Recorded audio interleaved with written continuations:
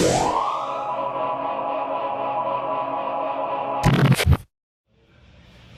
so we'll go over getting out of side control from the bottom.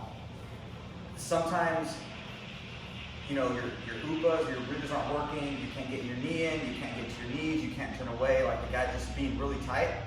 And sometimes you'll go to tournaments and more IBJJF stuff with these, you'll hear like, just hold them, right?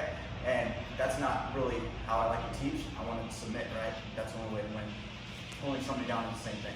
But in those situations where it's really hard to get out of somebody's side control because they are just holding you and they're with all their might just holding you as hard as they can, there's a couple things that we can do, okay? So the first one that we're gonna do, some of these are gonna look pretty flashy, but they're actually pretty easy to do as long as you do the little basics correctly, okay? So, he has me side control, and he's holding me really, really tight, right? He's got a really good shoulder into my chin, into my neck. He's got this arm killed. He's got this arm killed, right? Which means I can't really do anything. I can't get my elbow into his hip, right? His chest starts on that rib cage, rolls over to my chest, and just really, really tight, right? And his outside arm is really tight against my hip, or even it's under my back, right? This is a really, really bad position for me, okay? And if somebody really wants to hold me down here, if they're bigger and stronger, which he is, it's gonna be really hard for me to try to UPA out, or even try to get my knee in, turn away. I can't really do anything from there, okay? So I have to make sure that the space, even though there's not a whole lot of space, I have to make sure that's even tighter, okay? So in this position, what I'm gonna do is I'm gonna come over with my hand and I'm gonna grab his neck with my bicep and bring it into me, okay? What I usually try to do is I try to grab the lat. And as soon as I get this position, that little bit of space that was on my shoulder, I'm breaking that down, okay? Now the other thing that I'm gonna do is I'm going to post my arm down to the mat and I'm gonna hold his leg here. And I'm bringing my elbow down. I'm gonna try to, as much as I can, bring his knee towards the center of his body. And if he's bracing out, it's still gonna be okay.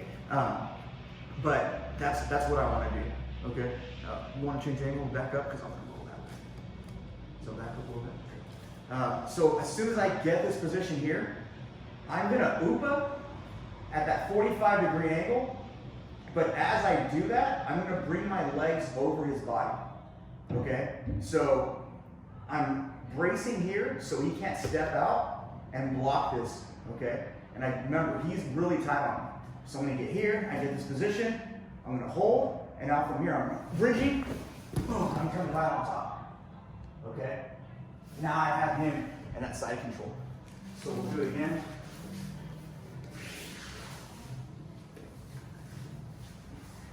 Remember, the tighter he is to me, the easier this is. And this is one of those last minute or, last resort things that I have to do.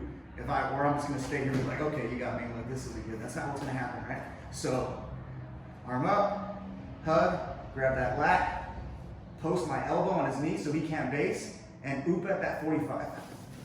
And kick over. Now from here I can switch into a side control. I can go from here into leaning on belly, right? I can switch to a side control of my choice.